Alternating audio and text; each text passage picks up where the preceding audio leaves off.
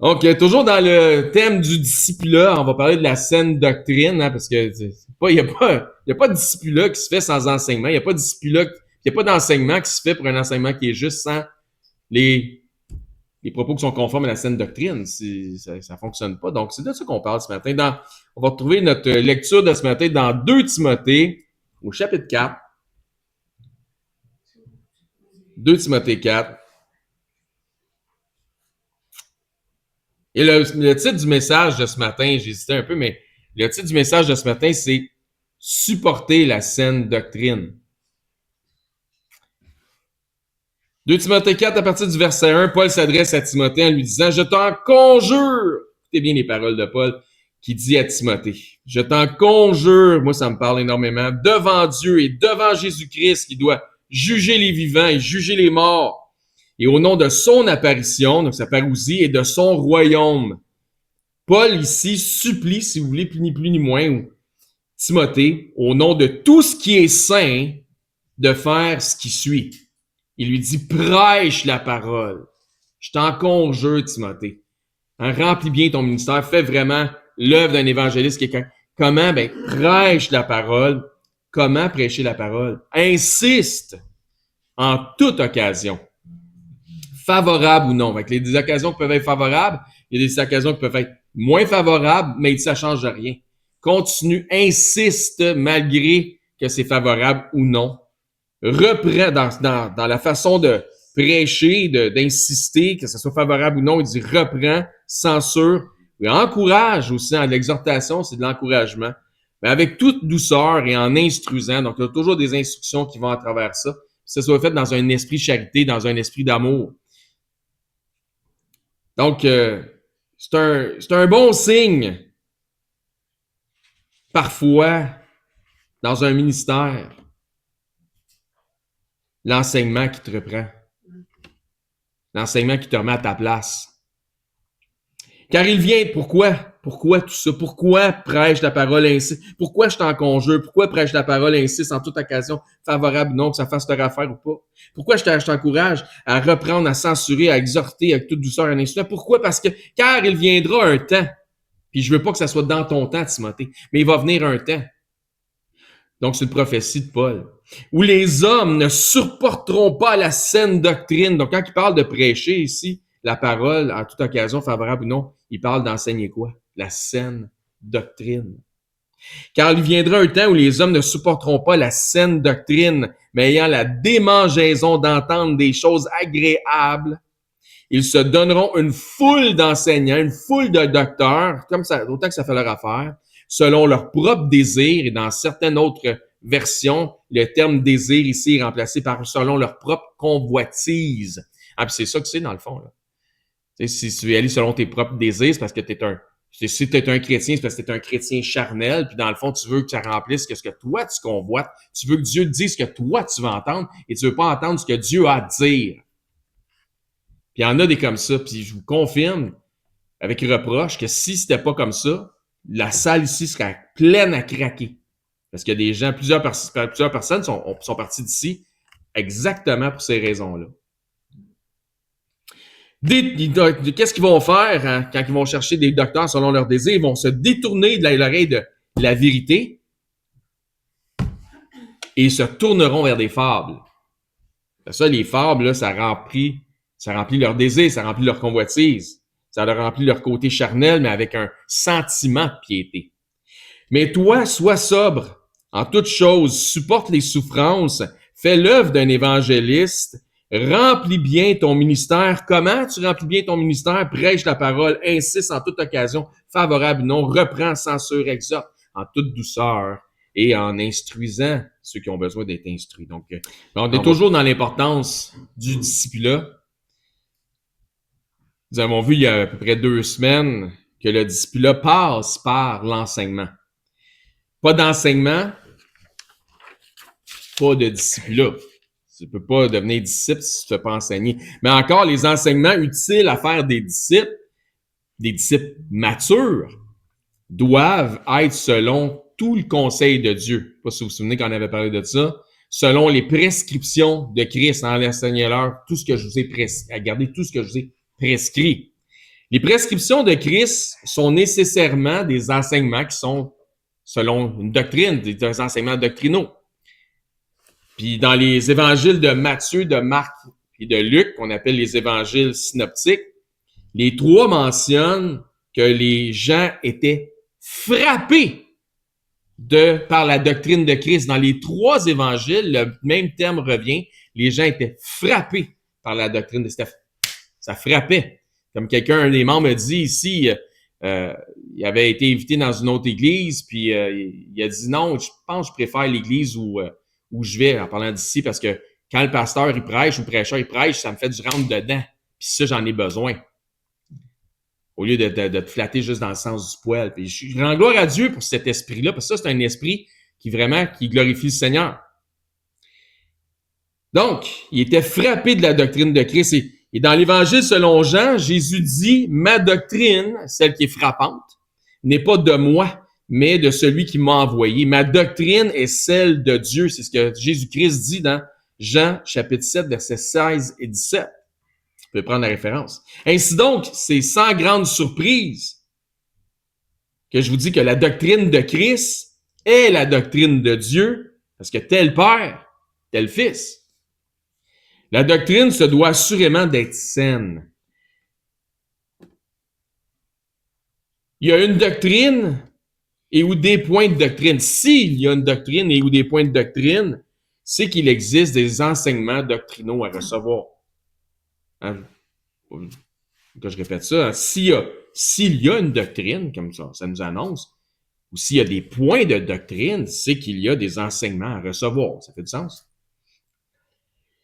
S'il y a un enseignement ou des enseignements à recevoir, donc, il doit y avoir quoi? Des enseignants. Ah, ça fait encore du sens? Parfait. Juste se dire qu'on se dit les vraies affaires. Et contextuellement, à l'époque, ça prend des lieux d'enseignement. Des réunions avec, donc, des lieux d'enseignement. Pourquoi? Pour avoir des réunions avec les enseignants. Pour recevoir l'enseignement selon une saine doctrine. Ça peut être parfois des enseignements qui sont privés. Ça peut arriver, il y a des gens qui ont passé du temps avec, mettons, moi ou moi, Pierrine, puis ils arrivaient à la fin, ils disaient, écoute, je n'ai appris plus en le peu d'espace qu'on a passé ensemble que dans toutes les recherches ou toutes les études que j'ai pu faire, puis c'est incroyable, juste le temps où on va déjeuner avec un couple, puis un des deux qui nous dit, hey, c'est incroyable tout ce qu'on a appris dans le temps qu'on a déjeuné, des affaires qu'on ne savait pas. Ben, c'est comme ça. Ça peut être ça aussi. Gloire à Dieu pour ce petit temps-là qu'on a ensemble des fois, puis qui fait la différence. Mais, grosso modo, comme on a ici, pour être franc, il y a un effet de levier là, d'être ensemble là, dans l'enseignement. Donc, il y a un effet de levier dans l'enseignement de groupe. Comme on l'a vu dernièrement dans Actes où Paul a passé une nuit blanche à enseigner un groupe, mais il y a aussi mention aussi dans Actes d'enseignement plus privé, là, de maison en maison. Dans tous les cas, le but de l'apprentissage, le but d'enseigner de l'apprentissage par l'enseignement, c'est la croissance des disciples, d'où le discipulat. Encore une fois, comment peut-on doctrinalement parlant, savoir que le plan de Dieu pour la croissance des disciples est l'enseignement via le programme de l'Église, le programme ecclésiastique? Et la réponse, si vous vous souvenez de notre passage d'ouverture d'il y a 2 semaines, ça nous disait, et il a donné les uns comme apôtres, les autres comme prophètes, les autres comme évangélistes, les autres comme pasteurs et docteurs, dans Éphésiens 4, 11 et 12, pour le perfectionnement des saints, en vue de l'œuvre du ministère et de l'édification du corps de Christ, le corps de Christ qui est l'Église, encore une fois, c'est une question de discipulat. Donc, c'est comme ça qu'on comprend que le discipulat est lié au programme ecclésiastique, parce qu'il a donné les uns comme apôtres, les autres comme docteurs, pour l'édification de l'Église. C'est comme ça qu'on arrive à faire les liens utiles pour comprendre que selon le conseil de Dieu, les disciples doivent s'assembler afin de venir recevoir des instructions. Jésus-Christ a dit, je bâtirai mon Église, pierre par pierre. Et les disciples sont les pierres vivantes avec lesquelles Jésus bâtit le temple de Dieu. Donc, nous sommes les pierres vivantes qui formons le temple de Dieu. Nous sommes le temple de Dieu et l'Esprit de Dieu réside en nous. Donc, où est le corps? Donc, où est l'assemblée? Où sont les membres? Est la demeure de l'Esprit. Le don que Christ a fait aux églises locales, c'est-à-dire au rassemblement des disciples, est entre autres les pasteurs et les enseignants. Et pourquoi l'a-t-il fait? C'est la question que je vous pose, puis je vous donne la réponse. Pour le perfectionnement des saints.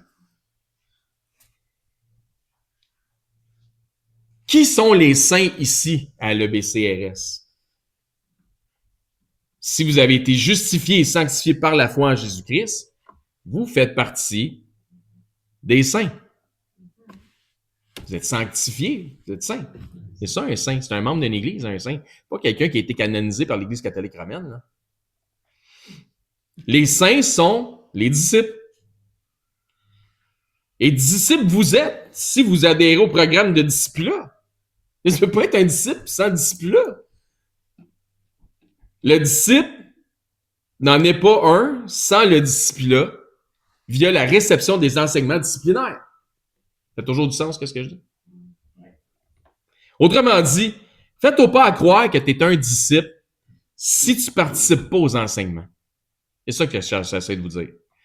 Faites-toi pas à croire que tu es un disciple si tu ne participes pas aux enseignements.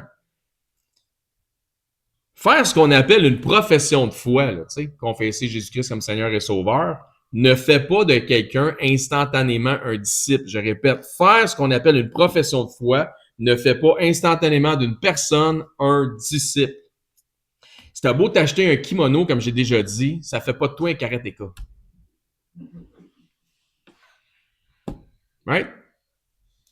Encore une fois, Jésus n'a pas dit, hey, allez faire des professions de foi et me gagner des âmes parmi toutes les nations. C'est pas ce que Jésus a demandé. C'est pas ça la grande commission. C'est pas ça le grand mandat de l'Église.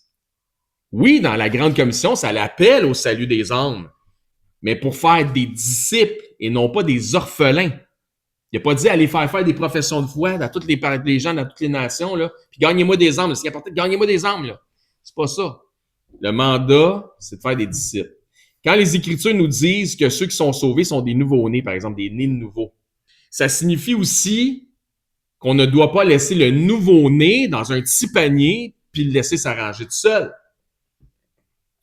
On ne peut pas le laisser à lui-même. Vous pouvez tourner dans 1 Pierre 1 si ça vous tente. Exemple, tu sais, quand on a rencontré Maxime, puis on a discuté avec lui, puis qu'on a confirmé avec lui qu'il avait vraiment la foi en Christ, on lui a pas dit retourne-toi-en chez vous puis la faire avec ketchup. On lui a dit, Maxime, il faut que tu viennes à l'église. Tu dois aller dans une église. Ici, c'est bien, mais ce qu'on a surtout mentionné, c'est que si tu veux trouver une église, tu dois d'abord trouver un enseignant qui qualifie. Puis c'est là qu'il faut que tu trouves ta place. Donc, habituellement, dans notre monde physique, là, pour faire quelque chose de très terre à terre, la survie d'un nouveau-né dépend des soins qui lui est administrés. Un bébé nouveau-né, là, tu le laisses tout seul, il vivra pas longtemps, là. C'est la même chose lorsqu'il s'agit d'un nouveau-né en Christ. Même que les Écritures nous indiquent qu'il y a une différence de nourriture spirituelle entre les enfants ou les bébés en Christ et les hommes faits en Christ. La nourriture vient de Dieu, mais c'est pas la même. Il y a une différence de substance. 1 Pierre 1, verset 14. Comme des enfants, hein, faut commencer quelque part, hein, comme des enfants obéissants, ne vous conformez pas aux convoitises que vous aviez autrefois. Ça, c'est ta vie passée. Passe à d'autres choses. Laisse ça en arrière. Quand vous étiez dans l'ignorance, maintenant que tu n'es plus un ignorant puis connaissant, conforme-toi pas à ta vie passée. Donc, des changements doivent s'opérer par des décisions qui doivent se prendre en vertu des nouvelles instructions reçues. Tu es un nouveau-né en Christ, tu reçois des instructions, tu fais des choix, tu prends des décisions, autrement dit, tu commences à mettre ta parole en pratique. Donc, il y a un changement qui s'opère en toi. Le contexte exprime ici dans 1 Pierre 14 que, vu qu'on on a un nouveau père, on devrait avoir de nouveaux standards. Donc, nouvelle famille, hein, tu as été adopté dans une nouvelle famille. Mettons, là, tu es un enfant, puis tu te fais adopter, tu t'en vas dans une nouvelle famille. Il va falloir que tu adoptes les standards de la famille. Donc, un nouveau père, une nouvelle famille, des nouveaux standards familiaux. Ça fait du sens? Question ici. Ben où est-ce qu'on apprend les nouveaux standards familiaux? Les nouveaux standards de famille aussi, on les apprend où, ces nouveaux standards-là? Bon, c'est pas une mauvaise réponse, mais dans les réunions de famille. Dans les réunions de famille. Verset 15. Mais puisque celui qui vous a appelé est saint, vous aussi soyez saints. Hein, c'est, comme je disais tantôt, c'est qui ça les saints? C'est nous autres qui avons confessé Jésus-Christ. Soyez saints dans toute votre conduite, selon qu'il est écrit, vous serez saints car je suis saint. On a été sanctifiés, on est saints. Donc, gardez votre place dans 1 Pierre, parce qu'on va aller pas loin après, tantôt. Ça va avec le fait qu'il a donné des pasteurs et des docteurs pour le perfectionnement, justement, des saints. Soyez saints, vous aussi. C'est ça que ça dit, mais celui qui vous a appelé est saint. Vous aussi soyez saints dans toute votre conduite. Je suis saint, vous serez saints car je suis saint. Ça va avec le fait qu'il a donné des pasteurs et des docteurs pour le perfectionnement des saints. Pourquoi est-ce que les saints ont-ils besoin d'être perfectionnés? Ça, c'est une autre bonne question. Hein? Pourquoi est-ce que les saints... Tu sais, parce que quand tu lis les Écritures, hein, ça nous parle qu'on est parfait, on a été perfectionné ou perfectionné en Jésus-Christ, ou les parfaits. Ça nous parle des parfaits. Donc, mais pourquoi est-ce que les saints ont besoin d'être perfectionnés? Fait que, oui, on est parfait, mais on ne le sent pas encore, mettons. Pourquoi est-ce que les saints ont besoin d'être perfectionnés? Puis quand ça parle que pour le perfectionnement des saints, ce que ça veut dire en passant, ça veut dire ça veut dire une éducation, un enseignement, une édification. C'est ça, le perfectionnement. Donc, les saints ont besoin d'être perfectionnés parce qu'ils sont imparfaits. Pas pire, hein? C'est clair. Ça a moyen d'être clair.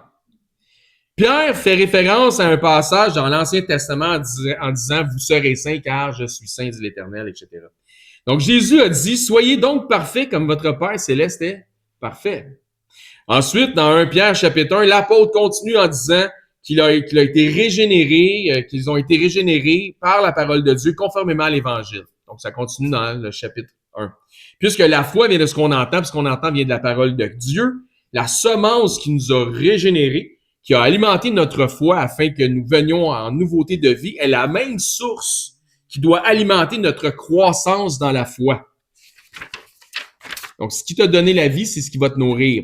Autrement dit, l'Évangile est la puissance de Dieu à salut pour quiconque croit. Et si c'est le cas, c'est aussi par les enseignements doctrinaux de l'Évangile, autrement dit de la parole de Dieu, que le discipulat s'opère et que le disciple doit être spirituellement sevré et nourri. Notre nourriture est là. Donc, l'homme ne se nourrira pas de pain seulement, mais de toute parole qui sort de la bouche de Dieu. La mère qui enfante est équipée par Dieu pour alimenter son bébé par le lait.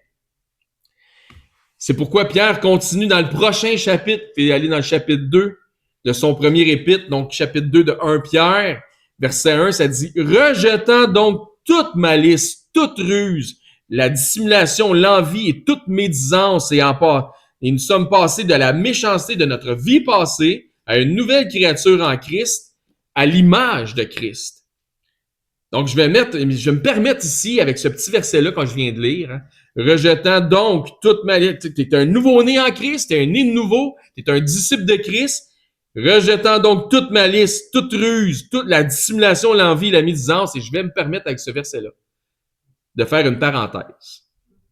Dans ce petit verset mentionné par Pierre, il y aurait un solide reproche à faire aux chrétiens moyens de nos jours. J'ai rarement vu un ministère, Je vous le dis, là, j'ai un petit peu d'expérience, là. Mais j'ai rarement vu un ministère qui n'a pas souffert de la part de ses propres membres de malice, de ruse, de dissimulation, d'envie et de médisance. On en a eu notre lot ici aussi.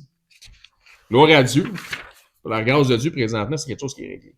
Donc, par la grâce de Dieu, que Dieu nous épargne de souffrir encore de ces aspects. Donc, si on met la parole de Dieu en pratique comme des bons disciples qu'on devrait être, ben, il n'y en aura pas de ces affaires-là. Verset 2, désirez comme des enfants nouveau-nés. Quoi? Le lait spirituel et pur. Afin que par lui, par leur lait spirituel et pur, afin que vous croissiez pour le salut. Donc, tu as été sauvé. À ce temps que tu es sauvé, il y a une croissance. Quand tu es un nouveau-né, tu es né nouveau, il y a une croissance à aller chercher. Mais pour grandir, ça prend les bons aliments. Pour croître, ça prend les bons aliments. Il faut que tu sois bien alimenté, bien soutenu. Désirez comme des enfants nouveau-nés le lait spirituel et pur. Le lait spirituel et pur, c'est drôle parce que ça nous dit aussi dans les Écritures que toute la parole de Dieu est épurée. Le lait spirituel est pur, là. C'est la parole, c'est l'enseignement de la parole de Dieu.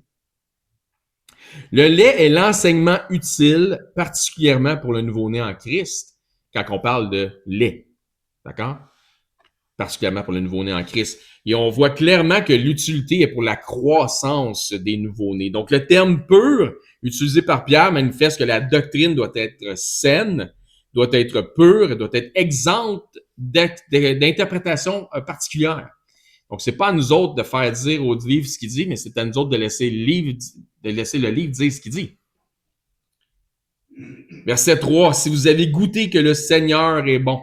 Est-ce que le Seigneur est bon? Puis quand est-ce qu'il est bon? Amen, tout le temps. Autrement dit, si l'Évangile a été la bonne pour te sauver, pour t'amener à Christ, pour le salut, elle devrait être aussi bonne pour te nourrir et te faire grandir. C'est pour ça que ça nous dit, donc, le lait spirituel est pur afin que par lui, vous croissiez pour le salut. Si l'Évangile a été bonne pour te sauver, elle devrait aussi être bonne pour te nourrir, te faire grandir. Ensuite, il parle exactement de ce que je vous disais plus tôt en parlant de Christ qui bâtit son Église au verset 4. Approchez-vous de lui. Si tu as goûté que le Seigneur est bon, puis tu vas avoir le lait spirituel pour grandir, approche-toi de lui, pierre vivante, rejetée par les hommes, mais choisie, précieuse devant Dieu. C'est comme si Dieu avait passé dans un champ, là, puis il avait tout enlevé les roches pour faire. Puis toutes les roches, les pierres de champ que tu as vues là, il en a fait des pierres précieuses. Puis avec ces pierres précieuses-là, il bâtit son temple, son Église. Puis le ciment entre les pierres, c'est la charité, c'est l'amour qu'on a les uns envers les autres. C'est ce qui nous tient ensemble. Verset 5. Et vous-même, comme des pierres vivantes, édifiez-vous pour former une maison spirituelle, un saint sacerdoce, afin d'offrir des victimes spirituelles agréables à Dieu par Jésus-Christ, donc le fruit des lèvres qui confesse son nom. Donc encore une fois, l'apôtre confirme et affirme que le lait spirituel pur se consomme en Église. Des pierres précieuses réunies ensemble pour former une maison spirituelle en Église.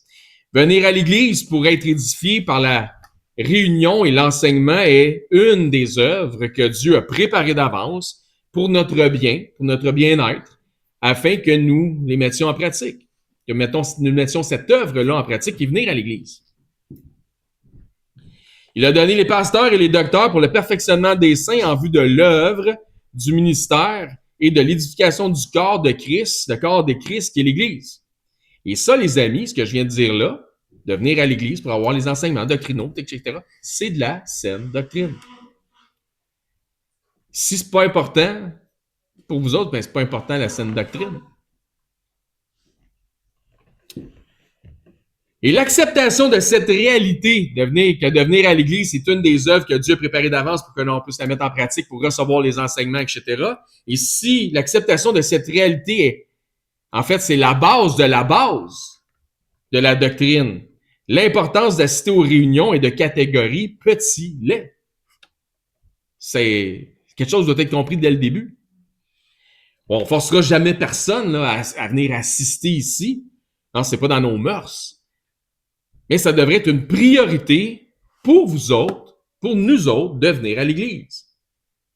Dans une vision générale des choses, notre priorité devrait être de venir pour vous nourrir. C'est pas normal que l'enfant n'ait pas faim. Hein, un bébé, habituellement, quand il a faim, tu le sais, il va broyer. Mais c'est pas normal qu'un enfant ait pas faim. Mais c'est possiblement normal, par exemple, qu'il n'aime pas manger tout ce qu'on lui donne à chaque fois. Ça veut pas dire pour autant que c'est pas bon pour sa santé. Même sa santé spirituelle. Ça devrait pas être, je vais tasser l'église pour faire une activité, mais plutôt, je vais tasser les autres activités pour aller à l'église. C'est de même que ça devrait être. Il va toujours, n'oubliez pas, les chrétiens là, dans l'église primitive, ils sortaient la nuit pour être sûrs de se réunir. C'était tellement important de se réunir là, qu'en dépit des interdictions, ils sortaient la nuit pour se cacher dans des cryptes pour se réunir au détriment de peut-être se faire... Ils ne savaient même pas s'ils allaient retourner chez eux le soir, s'ils allaient rentrer à la maison, s'ils allaient continuer à vivre. Au périple de leur vie, tellement que c'était important de se réunir. Donc, il va toujours, encore une fois, avoir des exceptions, mais certains sont rapides de faire, de faire des exceptions une règle. Puis peut-être que ça peut sembler légèrement déplaisant, un petit peu malaisant, et peut-être même accusateur, ce que je dis, quand je dis que c'est important, le rassemblement. Mais encore une fois, c'est selon une saine doctrine biblique. Même si c'est déplaisant d'entendre cette chose-là, puis ça chicote un peu, puis je me sens mal avec ça. Voici mon mandat. Prêche la parole, insiste en toute occasion, favorable ou non, reprend, censure, exhorte, avec toute douceur et en instruisant. Donc, je ne suis pas supposé prêcher des choses qui font juste votre affaire. Si tu veux une place qui vont prêcher des choses qui font juste ton affaire, je vais te donner une adresse à Longueuil.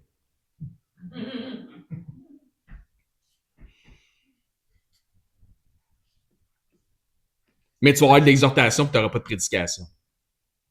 Parce que la prédication, ça se fait avec l'autorité de la parole. Donc, je ne suis pas supposé, encore une fois, prêcher des affaires qui font juste votre affaire. Mais si la base doctrinale, telle le rassemblement des croyants en Église, comme étant une œuvre que Dieu a préparée d'avance afin que nous la mettions en pratique, si je l'enseigne pour votre bien, puis que ça vous chicote quand vous l'entendez parce que vous vous sentez concerné, puis ben tirez pas sur le messager, là. Puis m'en voulez surtout pas pour vous enseigner selon tout le conseil de Dieu. Vous pourrez me dire merci, par exemple, si vous voulez, là. Don't shoot the messenger. Le piège est que vous pourriez faire partie de la catégorie suivante. Car il viendra un temps où les hommes ou les femmes ne supporteront pas la saine doctrine. Si tu veux une place où il n'y a pas de doctrine, on va te donner une adresse à Longueuil. Mais ayant la démangeaison d'entendre des choses agréables, si tu veux entendre des choses agréables, on va te donner une adresse à Longueuil. Ils se donneront une foule de docteurs selon leur propre désir, selon leur propre convoitise. Si tu veux entendre des choses selon tes propres, qui vont plaire à ta chair, mais avoir un sentiment de piété parce que tu es un chrétien ou une chrétienne charnelle, si tu veux, m'a donné une adresse à Longueuil. Bon, mais mettons quelque chose au clair, immédiatement. Mon objectif, c'est mon objectif, c'est mon target, comprenez-vous? Mon objectif en tant qu'enseignant est d'être celui qui ne dira pas des choses selon vos propres désirs. C'est ça que je veux. C'est ça que je vais faire. Parce que c'est ça qu'il faut que je fasse. Parce que ça va être en temps et hors de temps que ça fasse ton affaire ou pas, que ce soit favorable ou non. Qu'est-ce que Paul veut dire par des choses agréables? Donc, ils vont chercher des choses entendre des choses agréables. Donc, il fait une comparaison par opposition. Il compare deux choses en les opposant. Il dit, ils vont vouloir entendre des choses agréables. Il compare la saine doctrine en opposition aux choses agréables. Laissez ça descendre un petit peu.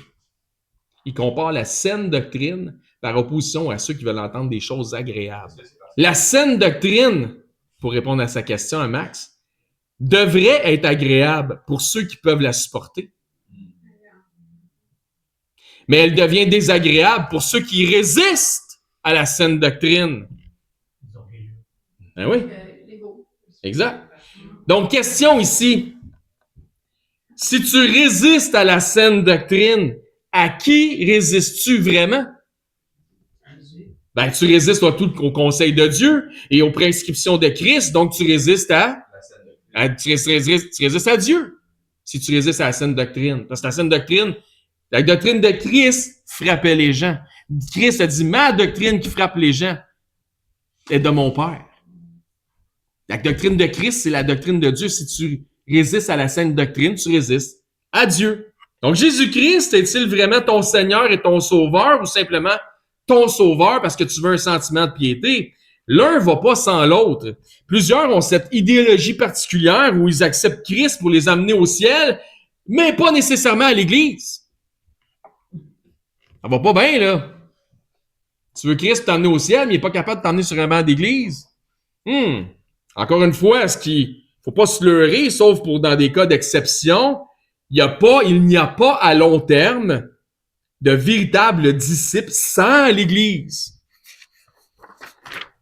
Vous êtes une véritable Église. Sans l'attachement à un corps local. Sinon, ça va exactement dans le sens contraire de la volonté de Dieu. Et sympathiquement, il y a de la sympathie pour ça, je comprends qu'il y a des gens qui ont été déçus de certains ministères, qui ont été dans des églises, puis il s'est passé des trucs, puis ils disent hey, je veux plus y aller parce que c'est tous des hypocrites puis des pas bons. Ouais, mais on a de la place pour un autre. Attends.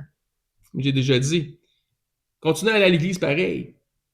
Sympathiquement, je comprends parce que je fais partie de ceux, on fait partie de ceux de ma famille, de ceux qui ont été déçus de certains ministères, qui auraient pu retourner s'asseoir chez eux. Puis il y a des gens ici qui sont dans l'Assemblée qui ont été déçus de certains ministères, qui auraient pu rester chez eux et dire j'en ai fini avec le ministère des hommes, et j'ai été blessé, j'ai été brimé, j'ai des cicatrices dans l'âme, je ne veux plus aller dans les églises parce que j'ai peur de me faire mal encore.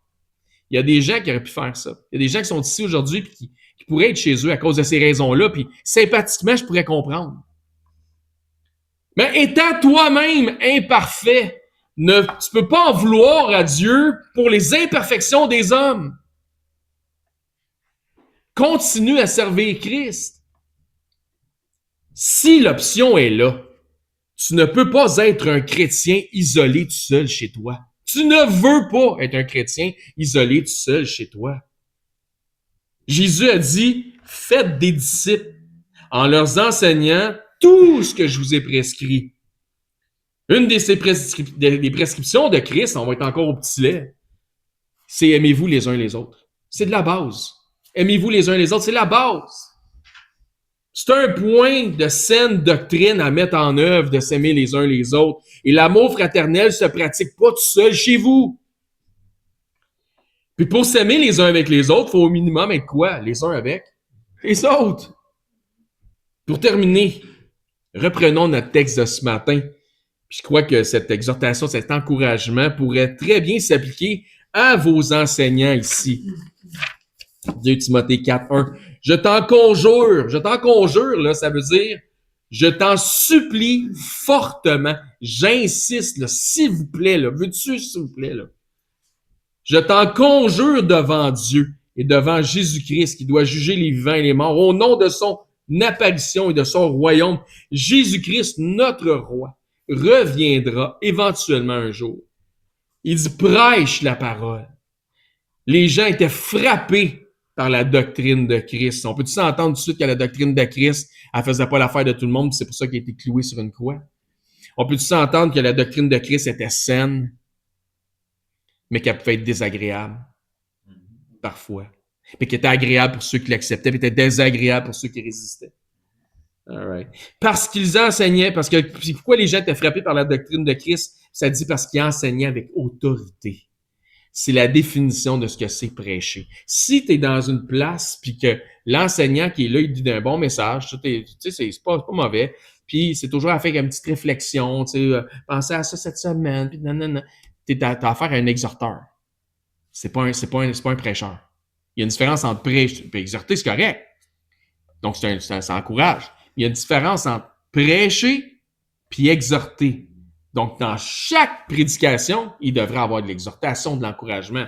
Mais chaque exhortation n'est pas nécessairement une prédication. Et ce qu'on a de besoin au Québec, ce qu'on a besoin dans la chrétienté en général, c'est des prêcheurs de la parole. Donc, les gens étaient frappés de la doctrine de Christ parce qu'ils enseignaient avec autorité. Puis ça, c'est la définition de prêcher. Beaucoup de pseudo-prêcheurs, comme je vous disais de nos jours, ne sont que de bons exhorteurs. La suite du verset 2, insiste en toute occasion, favorable ou non, reprend, censure, encourage avec toute douceur, en instruisant, que ça fasse l'affaire de certains ou non. On n'a pas, les enseignants ici n'ont pas à avoir le sentiment d'avoir besoin de marcher sur des œufs pour amener la parole de Dieu. C'est pénible. C'est vraiment pénible. Tu veux passer le message, mais il y a doucement, pas de froisse tout le monde, là, trop de monde, tu sais.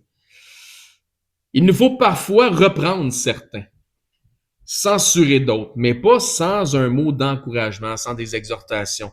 Le tout doit être dans la douceur et dans l'amour, dans la charité, et non pas dans l'agressivité ou dans la colère.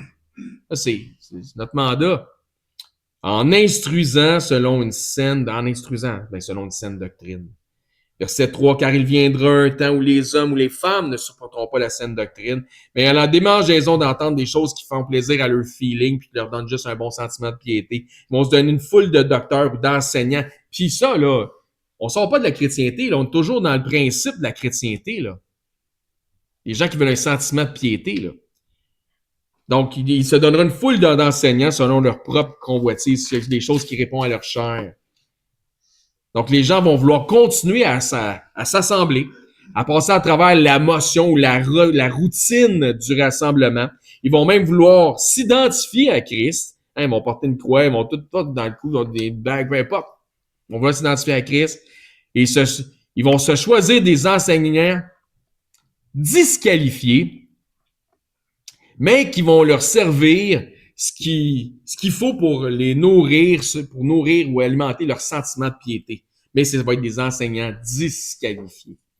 Aucune doctrine ou aucune bonne doctrine. Comme quelqu'un qui nous a dit une fois, on a entendu ça ici, quelqu'un qui mentionnait qu'il allait dans un genre d'église, qui c'est pas vraiment une église, dans le fond, qu'il n'avait jamais entendu de mauvaise doctrine à cet endroit-là. La réplique est simple, c'est parce que tu n'as jamais entendu de doctrine à cet endroit-là. C'est pour ça que tu n'en as jamais entendu de mauvaise. Tu n'en as juste jamais entendu. Puis une place qui n'enseigne pas de doctrine est en fait une place selon une mauvaise doctrine. Tu peux pas, ça marche pas. Donc, aucune bonne doctrine, aucune doctrine. La saine doctrine peut, un peu pour continuer à répondre à Maxime, la saine doctrine peut parfois être désagréable à entendre.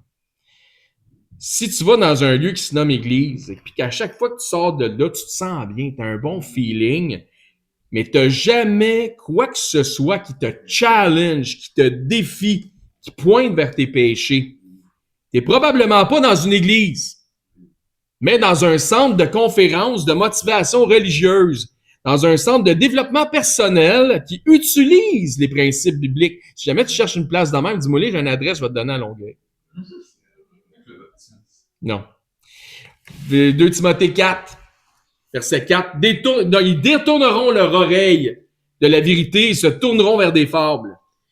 La vérité est issue de la parole de Dieu et pointe vers une saine doctrine. C'est ça la vérité. Mais toi, sois sobre en toutes choses, supporte les souffrances, hein. C'est souffrant. Enfin, ce que je fais, ça a de l'air. Fais l'œuvre d'un évangéliste, remplis bien ton ministère. Comment tu remplis bien ton ministère, quand une fois t'enseignes les bonnes choses. Et le mot sobre ici, sois sobre, contextuellement, ça veut dire ne pas être dans l'excès. Question encore une fois, dernière question. Comment les hommes de Dieu anciens peuvent-ils remplir leur ministère? La réponse, c'est par un enseignement conforme à la saine doctrine. Conclusion de notre message ce matin, les amis. Le titre de notre message de ce matin, c'est « Supporter la saine doctrine ». Avons-nous l'humilité de supporter la saine doctrine? Avons-nous la maturité de la mettre en pratique? La nourriture qui est saine, pure, comporte tous les éléments essentiels de la saine doctrine, de la doctrine de Christ, de la doctrine de Dieu, selon les enseignements bibliques par des enseignants qui sont qualifiés, non pas parfaits, hein, pas des enseignants parfaits, moi je suis pas parfait, là. Non pas par des enseignements parfaits, mais bel et bien par des enseignants qualifiés. Une différence à faire. Si les enseignements te sont agréables, ben, gloire à Dieu. S'ils te sont désagréables, ben, gloire à Dieu. Dans un cas comme dans l'autre, tire-en des instructions. Humilie-toi, puis adopte les nouveaux standards familiaux. Parce que tu as un nouveau Père céleste.